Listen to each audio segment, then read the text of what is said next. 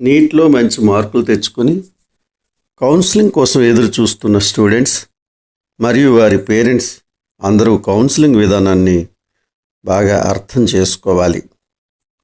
కౌన్సిలింగ్కి attend అయినప్పుడు చాలా కేర్ఫుల్గా ఉండాలి. ఆప్షన్స్ ప్రిపరేషన్, కాలేజ్ సెలక్షన్ ఈ రెండు చాలా ముఖ్యం.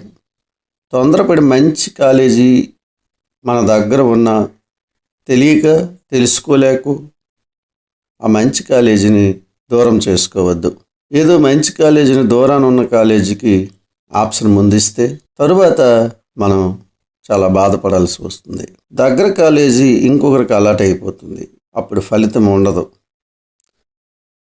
కౌన్సిలింగ్లో మొదటిది అయిన ఫస్ట్ రౌండ్ చాలా చాలా ముఖ్యం. ఇక్కడే తేలిపోతుంది. ఏదైనా అవకాశం ఉంటే సెకండ్ రౌండ్ ఉపయోగపడుతుంది. ఆ తర్వాత ఎన్ని రౌండ్లు ఉన్నా వాటి వల్ల పెద్ద ప్రయోజనం ఏమీ ఉండదు. ఆ రౌండ్స్లో బ్యాక్ ర్యాంకర్స్కు ఏదైనా అవకాశం వస్తే రావచ్చు. అప్పుడు మనం కౌన్సిలింగ్ విధానం గురించి తెలుసుకోవాల్సినటువంటి అవసరం ఎంతో ఉంది. All India quota counselling, state counselling ఒకేలా ఉండవు. దేని పద్ధతి దాందే. ఆల్ ఇండియా కోటా కౌన్సిలింగ్లో ప్రతి రౌండ్కి ఆప్షన్స్ మార్చుకునే అవకాశం ఉంటుంది. ఒక రౌండ్లో ఏ కాలేజీ అయిపోయిందో అది మరి ఇంక చూపించరు. ఏవైనా అవకాశాలు ఉంటే వేకెన్సీ ఉన్న మిగిలిన కాలేజీలు మాత్రమే చూపిస్తారు. వాటిని మనం ఎంపిక చేసుకోవాలి. కానీ స్టేట్ కోటాలో ఆప్షన్స్ ఒక్కసారి ఇస్తే మరి మార్చలేము. లాస్ట్ రౌండ్ వరకు ఆ ఆప్షన్స్ ఆధారంగానే సీట్ కేటాయిస్తారు. మనం ఇప్పుడు ఆల్ ఇండియా కోటా కౌన్సిలింగ్ విధానం తెలుసుకుందాం. ఆల్ ఇండియా కోటా అంటే కేవలం 15% సీట్లు మాత్రమే కాదు. ఇది ఎన్ని రకాలుగా ఉంటుంది అనేది తెలుసుకుందాం.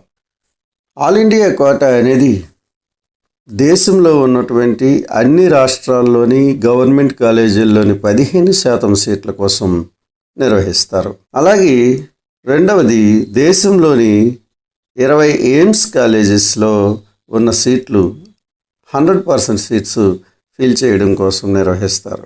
3, జిప్మర్, ఏఎఫ్ఎంసి మొదలైనటువంటి కాలేజీల్లో ఉన్నటువంటి సీట్ల భర్తీకి నిర్వహిస్తారు.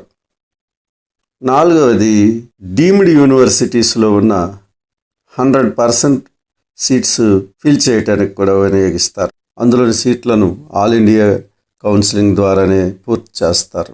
5వది, central universities, BHU, AMU, Jamia Millia మొదలైనటువంటి కాలేజీల్లో సీట్ల భర్తీకి కూడా ఆల్ ఇండియా కౌన్సిలింగ్ ద్వారానే భర్తీ చేస్తారు.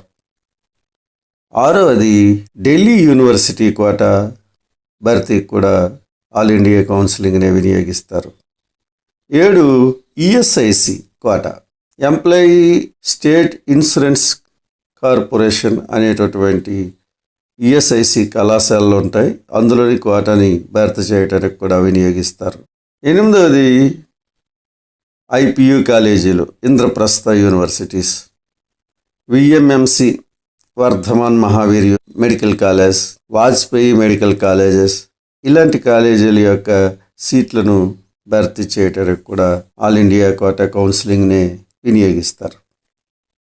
పై కాలేజీలన్నింటిలో సీటు భర్తీకి జరిపే కౌన్సిలింగ్నే ఆల్ ఇండియా కౌన్సిలింగ్ అంటారు. ఇది కేవలం 15% గవర్నమెంట్ సీట్ల కోసం జరిగే కౌన్సిలింగ్ మాత్రమే కాదు. మనం పాల్గొన్నప్పుడు ఆప్షన్ ఫారమ్స్లో రిజిస్ట్రేషన్ సమయంలో మనం ఏ కాలేజీలకి అప్లై చేయదలుచుకున్నామో అక్కడ మనం ఆప్షన్స్ ఇచ్చుకోవాల్సి ఉంటుంది. ప్రతిదానికి ఫీజు, అదే డిపాజిట్ ఫీజు కూడా డిఫరెన్స్ ఉంటుంది. మీరు ఈ కౌన్సిలింగ్ విధానం అర్థం చేసుకొని ముందుకు వెళ్ళండి. మీకు ఏ కాలేజీ వస్తుందో ఒక అంచనా వేసుకోండి. మీకు వచ్చిన మార్క్స్కి ఒక ఆర్డర్ని ప్రిపేర్ చేసుకోండి. ఒక పేపర్ మీద రాసుకొని సిద్ధంగా ఉండండి. కాలేజెస్ లిస్ట్ని కౌన్సిలింగ్ టైంలో కౌన్సిలింగ్ ప్రారంభం కాగానే మీరు ఈ ఆర్డర్లో ఆప్షన్స్ సబ్మిట్ చేయండి. మీకు ఈ వీడియో నచ్చితే లైక్ చేయండి. మర్చిపోకుండా వీడియోని సబ్స్క్రైబ్ చేయండి. నా మరిన్ని వీడియోలు వస్తాయి.